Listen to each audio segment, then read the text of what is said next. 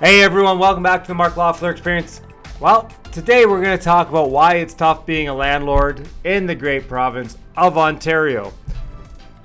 Political party in favor right now just approved a 2.5% increase to rents year over year. So if you have an existing tenant that you can't get out at the end of the lease because of course it's not your property, it's theirs, then you have a contractual agreement, but they can just stay for till whenever you want and you can't do anything about it. But I'm not bitter. Nope, not bitter. Anyways, I'm just enjoying the new freedom of, I have a contract with somebody, the contract is up. They have to leave on that contract date if we don't actually have another contract with them. What is this magic? What is this insanity? It's called Alberta, folks. Or a lot of places in the States. I know people are investing. But anyways, I digress. And this goes to, the last video, why people are leaving Ontario. So I don't know if you paid attention. I don't know if you've watched any of my videos lately. We've talked a lot about inflation. We had the highest inflation rates in 30 years. 30 years. 8%. Now, don't know if you know this, but if you own a home or a rental property, you have expenses. You have expenses like heating, which do we think that's going to get more expensive or less expensive over the next couple of years?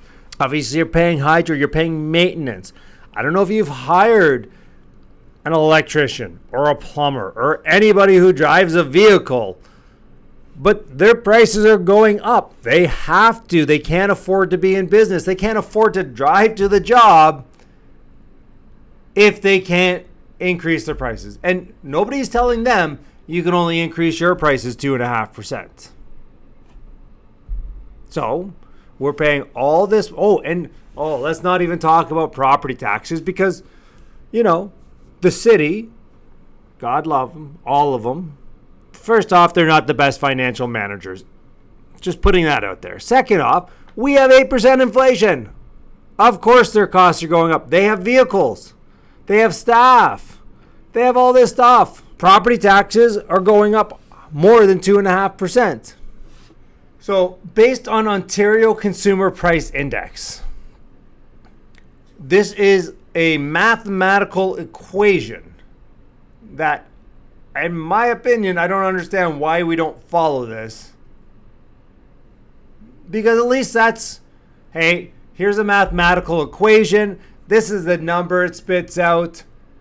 This isn't a, hey, we think renters should pay a little less and landlords a little more again this year.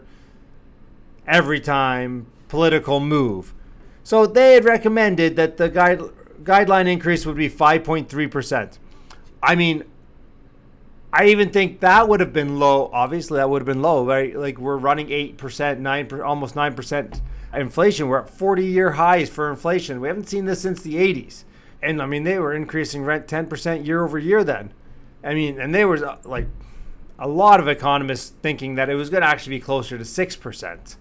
I mean, who is not affected by this? Well, anybody who after November 15th, 2018, they obviously do not have to follow these guidelines because they are not part of this guideline.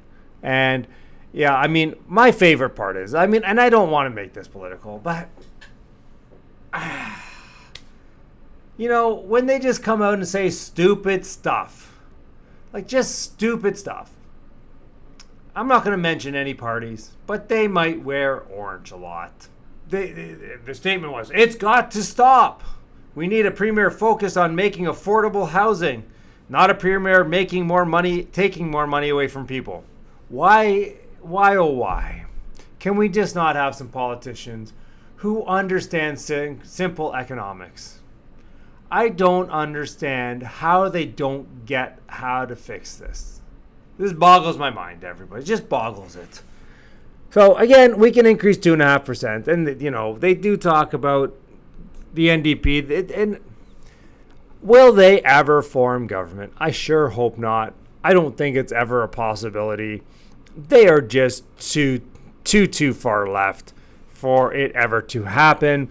Yet, anyways, I mean, they're talking about vacancy decontrol, taking out the exclusionary for buildings after 2018, which, lo and behold, you tell people they're not obligated only to some arbitrary number that you can increase rents and you can actually keep up with inflation and or the market. You know, that Mr. Market that says, hey, yes, you know, you can raise it anything you want at the market, as the market will bear. If it doesn't bear it and there's cheaper options somewhere else, somebody will move somewhere else. And people wonder why we've had why our rents haven't gone down since this was implemented in the 80s, so 40 years.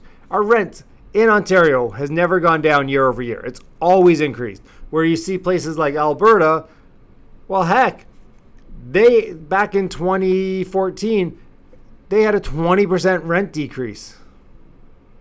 We'll never see that in Ontario because most of our rents are so far below market value. 100% below market value, 120% below market value.